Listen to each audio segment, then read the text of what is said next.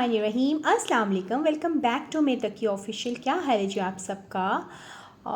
ये है जी दोपहर का टाइम है और कपड़े वपड़े धुल चुके हैं और अब मैं कर रही हूँ घर की कुछ क्लीनिंग। और जैसे कि मैंने आपसे शेयर किया था अपने पिछले व्लॉग्स में कि मैंने अपनी हेल्पर की छुट्टी कर दी है अल्हम्दुलिल्लाह। अभी तक तो मैं बहुत खुश हूँ उनकी छुट्टी करके लेकिन यह है कि ज़ाहिर बात है कि काम बढ़ जाता है और काम तो ज़ाहिर बात है फिर टाइम पे करना ही होता है। तो मैं जो हूँ ना अपने कामों को इस तरीके से डिवाइड कर लेती हूँ कि मैं एक ही दिन में सारे काम नहीं कर सकती ना, क्योंकि मेरे लिए मैनेज करना बहुत मुश्किल हो जाता है। तो मैं अपने कामों को डिवाइड कर देती हूँ कि मैंने एक दिन रखा जिससे मैंने अपनी बाहर के लॉन्ड्री एरियाज़ को धोना होता है और साथ में किचन की वॉशिंग। फिर एक दिन जो है वो अंदर साथ ही फिर मैं मॉपिंग भी कभी कभी कर लेती हूँ और कभी मैं अलग दिन कर लेती हूँ।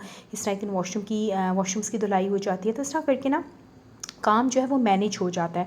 तो ये जो मेरा लॉन्ड्री एरिया है वो छोटा है पोर्च की निस्बत, और पोर्च जो है वो हमारे ओनर्स का अल्लाह भला करे वो डेली खुद ही आके वॉश कर जाते हैं। उन्हें कभी भी मुझे वॉश नहीं करना पड़ा, तो इनकी बहुत बड़ी नेकी है कि वो खुद ही आके वॉश करके चले जाते हैं डेली। और लेकिन लॉन्ड्री का ये कि मैं वीक में 2 दफ़ा जो अपनी हेल्पर से धुलवाती थी, और अब मेरी भी ये रूटीन है कि हेल्पर नहीं है तो मैं एटलीस्ट 2 से 3 दफ़ा इसको ज़रूर धो लेती हूँ ना। तो अभी मैं आई थी बाहर, और ये कि लॉन्ड्री में है कि मेरे पास यहाँ पे इस तरह से पाइप नहीं है, लेकिन लॉन्ड्री इतनी बड़ी नहीं है। ये कि 3 से 4 बकेट्स आप भर के खुली खुली गिरा दें तो बहुत अच्छे से जो है वो लॉन्ड्री वॉश हो जाती है। अच्छा, मुझे अपनी हेल्पर से यही गिला होता था कि वो जो है एक दो बाल्टियाँ गिरा देती थी पानी की और फिर वो गंदा पानी आगे खींच खींच के ले जाती थी। अच्छा, उससे ये होता है कि वक्ती तौर पे तो आपको लगता है कि लॉन्ड्री धुल गई साफ़ हो गई, लेकिन जब वो ड्राई होती है तो ऊपर जो गंदा पानी वो पूरी एक लेयर बना देता है ना। तो बहुत समझाने के बावजूद वो ये जो है ना डंडी मार जाती थी। और अगर सर पे खड़े होकर करवाओ फिर तो ठीक है, लेकिन यह है कि सारी बात उस टाइम मैं भी बच्चों के साथ अंदर बिजी होती थी तो हमेशा जो है ना बहुत ही गंदा छोड़ जाती थी। तो मुझे बहुत ही ज़्यादा ना चिढ़ चढ़ती थी इस बात से। तो मैं इस तरह से खुश हूँ कि अब मैं खुद ही काम करती हूँ और अपने हिसाब से नीट काम करती हूँ। मैं बहुत ज़्यादा कोई सफाई पसंद औरत नहीं हूँ, लेकिन यह है कि मैं एटलीस्ट कोशिश तो करती हूँ कि मैं चीज़ों को अच्छे से मेंटेन कर पाऊँ। तो यहाँ मैंने अच्छा से पानी गिरा दिया था और खुला पानी गिरा दिया था ताकि जो है साफ़ पानी हो और बड़ी नीट क्लीन फिर लॉन्ड्री धुल जाती है ना। तो आधी मैंने कर दी थी वॉशर, साथ साथ मैं बाल्टियाँ भर के डालती जा रही थी और साथ साथ जो है मैं वाइपर लगाती जा रही थी। तो जबकि हमारे जो ऊपर ओनर्स हैं माशाल्लाह वो तो इतने नीट क्लीन लोग हैं कि वो डेली आके अपना पोर्च भी धो के जाते हैं और उसके बाद ऊपर से वो मॉप भी करते हैं। उन्होंने सेपरेट मॉप रखा हुआ है ना, लेकिन क्योंकि मेरे पास इतना टाइम नहीं होता, और आपको पता है हेल्पर्स कब इतने लंबे लंबे काम करके देती हैं ना। मेरे पास तो सिर्फ इवनिंग के टाइम घंटे डेढ़ के लिए हेल्पर आया करती थी और इतना टाइम ही नहीं होता था। उन्होंने भी अपने घर जाना होता था और मुझे भी अपने काम करवाने थे, तो मुश्किल से वो वॉश ही कर देती थी। और वॉश भी ऐसा कि अल्लाह माफ़ करे। तो अब ये है कि मुश्किल तो हो रहा है मैनेज करना, मैं ये नहीं कहूँगी कि बहुत आसान है, लेकिन खैर नामुमकिन नहीं है। तो यहाँ मैंने बहुत अच्छे तरीके से पानी वानी यहाँ पे निकाल देना है। तो मैंने सोचा कि मैं पहले जाके जी अपनी लॉन्ड्री वॉश करके आती हूँ, फिर मैं करूँगी अपने अंदर के बाकी काम। तो ये सिर्फ टोटल 10 मिनट्स में मैंने सारी वॉश कर ली थी। तो अभी मैं आपको दिखाती हूँ कि देखें कितनी नीट क्लीन होगी और बड़ा सुकून मिलता है। अब यकीन जाने वाकई सफाई जब आप करते हैं सुकून मिलता है। तो अंदर चलती हूँ। तो जी यहाँ पे मैंने एक क्रीम जो थी काफ़ी अरसे से जोड़ के रखी हुई थी। 1 kg हमारा मिल्क आता है डेयरी, तो मैंने फ्रीज़ की हुई थी और अब मैंने इसको हल्की आंच पे चढ़ा दिया। देसी घी बनेगा, बस इसको थोड़ी देर बाद बस हल्का सा मैंने हिला देना है, और ज़्यादा ना भी हिलाएं तो कोई इशू नहीं है। और ये जो है ना ये थोड़ी देर बाद खुद ही जल जाएगी क्रीम और इसका जो है ऑयल निकल आएगा देसी घी। तो मैंने सोचा कि इस दफ़ा ना मैं इसका घर वाला भी बना लेती। देखिए काफ़ी टाइम हो गया ना इसको हल्की आंच पे छोड़े, बीच में मैं हल्का सा इसको गाय हिला रही हूँ। और यहाँ पे देखें देसी घी निकल रहा है ना, ये मिल्क क्रम्बल्ड हो रहा है, ये बिल्कुल डार्क ब्राउन कलर का हो जाएगा और फिर मैं इसको छान लूँगी। तो मैं हल्की आंच पे रखी, इसमें मैंने कुछ चीज़ें नहीं डाली हैं, लोग मुख्तलिफ तरीक़ों से बनाते होंगे, लेकिन मुझे ऐसा ही सिंपल तरीका आता है। इसमें मैंने इवन ग्रीन इलायची भी नहीं डाली, क्योंकि फिर ये होगा कि अगर आप इसको किसी ऐसी चीज़ में दाल वाल में तड़का लगाने लगाएंगे तो फिर वो इलायची की खुशबू अच्छी नहीं आएगी ना। तो उसको प्लेन बनाइए, इसमें बिल्कुल कोई स्मेल नहीं है। तो यहाँ देखिए काफ़ी देर जो है ना हल्की आंच पे बस पकता रहा। मैं बीच में गाहे इसको थोड़ा हिला देती थी। और यहाँ पे इसका कोई हलवा भी बनाते हैं स्टेज के ऊपर, इसको भून के इसमें चीनी ऐड करके। एक दफ़ा मेरी जेठानी ने मुझे बताया था, लेकिन ये है कि मैं तो खैर ये बनाना नहीं जानती, तो मैं नहीं बनाऊँगी। तो मैं इसके गोल्डन ब्राउन होने का वेट करूँगी। जब ये अच्छा देखें ब्राउन कलर का हो गया ना, तो अंदर इसका मटीरियल जो है बाकी जो है वो मैं छान लूँगी। ऑयल जो बन गया वो तो मैं छान लूँगी, लेकिन बाकी सारी बातें मैं डिस्कार्ड कर दूँगी। हाँ, अगर इसका हलवा बनाना हो तो शायद इसको सारी बातें फिर अच्छी हल्की जब इसका लाइट कलर हो तो उसी स्टेज में निकाल के कुछ भूनना होता होगा या कुछ प्रोसेस होगा, आई डोंट नो। लेकिन अगर आप बनाते हैं तो ज़रूर बताइएगा कि वो किस तरीके से बनता है। तो यहाँ मैं अच्छे तरीके से जी इसको छान लूँगी एहतियात के साथ कि इसके अंदर ये क्रम्बल्स जो हो गए हैं, मिल्क जो हो गया क्रम्बल वो ना जाए। और यहाँ अच्छे से इसको छान लिया और अब इसका थोड़ा सा वेट करूँगी। थोड़ा सा नॉर्मल हो गया था तो मैंने इस जार में भर दिया। थोड़ा सा बना था क्योंकि मलाई जो है वो बहुत ही थोड़ी क्वान्टिटी में थी।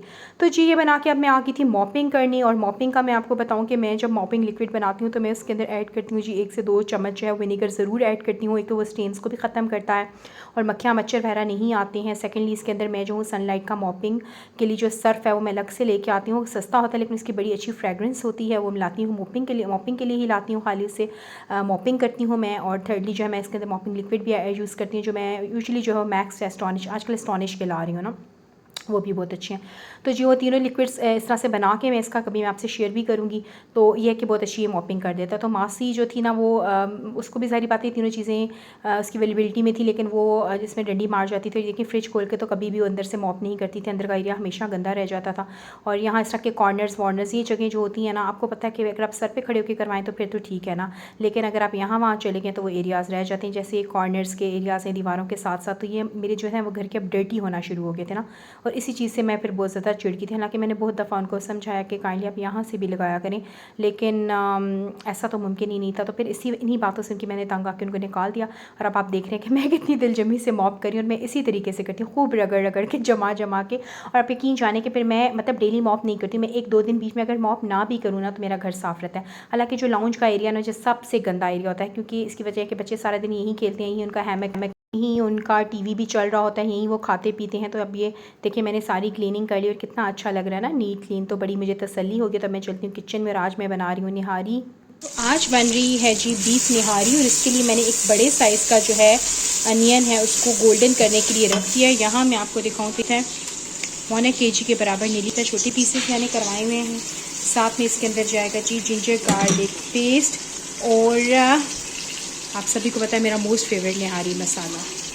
तो वेट करते हैं इसके थोड़ा सा गोल्डन ब्राउन होने का। तो गोल्डन हो गया ना, गोल्डन ब्राउन सा कलर इसका हो गया। अगर आपको मैं दिखाऊँ तो ये आप देखेंगे। अब मैं थोड़ा सा पहले पानी ऐड करूँगी ताकि बीफ स्टिक ना हो, और खूब अच्छे से भूनूंगी तब तक इसका कलर वाइट हो जाए। बहुत अच्छे तरीके से इसकी होगी बुनाई। और अभी देखें वाइट नहीं हुआ ना, हल्का सा भून के देखा अब इसका कलर वाइट हो रहा है ना। अब इसके अंदर ऐड कर दूंगी ये जिंजर गार्लिक का पेस्ट, ठीक है। ये होममेड है और इसके साथ थोड़ी सी भुनाई करती हूँ और फिर आपको दिखाती हूँ इसका नेक्स्ट स्टेप।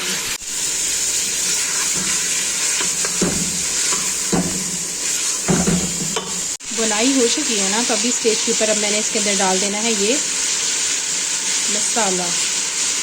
भूनेंगे इसको 1-2 मिनट और फिर मैं इसको लगाती हूँ प्रेशर जितने में ये बीफ गल जाएगा। अभी खोलेंगे और इसके अंदर आटा ऐड करेंगे, ठीक है। तो बुनाई हो गया। अब इसके अंदर मैं जो हूँ इस पर ज़रूरत पानी डाल दूँगी जितना आपने निहारी का शोरबा रखना है। खैर वो मैंने बॉईल कर लिया था, गल गया था और मैंने निकाल दिया उसको दूसरे पॉट में ताकि अच्छे से क्लियरली नज़र आ सके। यहाँ मैंने आधा कप के बराबर जो है ना आटा गूंद लिया था। आप निहारी के हिसाब से जितनी क्वांटिटी आपने बनाई उस हिसाब से आप इसमें आटा ऐड कर सकते हैं जितनी आपको इसी कंसिस्टेंसी चाहिए। मुझे तो बहुत पतली निहारी पसंद नहीं होती, थोड़ी थिक अच्छी लेती है। तो मैंने गाहे इसके अंदर ऐड करती गई हूँ, साथ साथ चम्मच चलाती गई। और ये देखिए मैंने जो ऊपर कुकर खोला था ना, ऊपर जो ऑयल आया था वो निहारी का मैंने हटा लिया था, क्योंकि फिर वो अंदर एब्जॉर्ब इसके अंदर चला जाता है ना, सारा मिक्स हो जाता है।